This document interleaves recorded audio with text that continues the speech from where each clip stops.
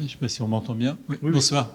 Donc Marc-André Mouton, je travaille au commissariat à l'énergie atomique dans une unité mixte de recherche INSERM avec l'université Paris-Saclay et l'université de Paris. Je suis accompagné de Jérémy Raguin qui entame sa thèse sur le projet d'ailleurs qui est soutenu par les entreprises contre le cancer.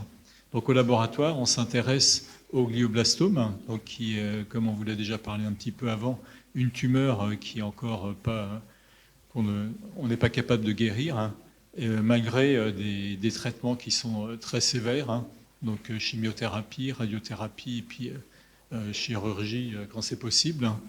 Et malgré donc ces traitements, on n'a pas encore trouvé de voie de traitement. On a au laboratoire développé un modèle à l'aide de cellules qui sont issues de patients, un modèle de coculture avec un environnement normal de cerveau, parce qu'il a été montré, comme dans d'autres types de cancers, que l'environnement en fait sain de la personne pouvait jouer un rôle aussi sur la progression tumorale, c'est-à-dire qu'il y a un dialogue entre le micro-environnement et les cellules tumorales qui sont souvent et malheureusement à la faveur de la croissance des tumeurs. Donc on s'intéresse à plusieurs parties donc, de ce micro-environnement et en particulier on s'intéresse aux cellules de macrophages et aux microvaisseaux, donc qui sont des constituants normaux des tissus, et dans un modèle qui est proche d'un tissu de cerveau humain, c'est-à-dire qu'on développe ce qu'on appelle des mini-cerveaux, donc à partir de cellules plus importantes, in vitro, on arrive à développer des tissus qui représentent des propriétés de cerveau normal et sur lesquels on va implanter des cellules tumorales.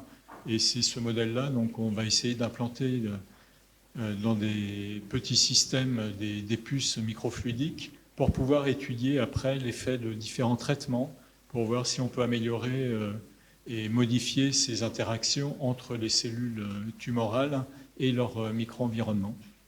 Et donc grâce au soutien des entreprises contre le cancer, donc le projet de Jérémy sera donc d'implanter donc ce modèle tumoral dans des puces microfluidiques qui sont donc des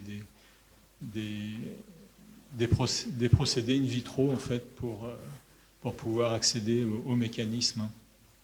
Voilà, donc nous remercions fortement les entreprises contre le cancer pour leur soutien. Du coup.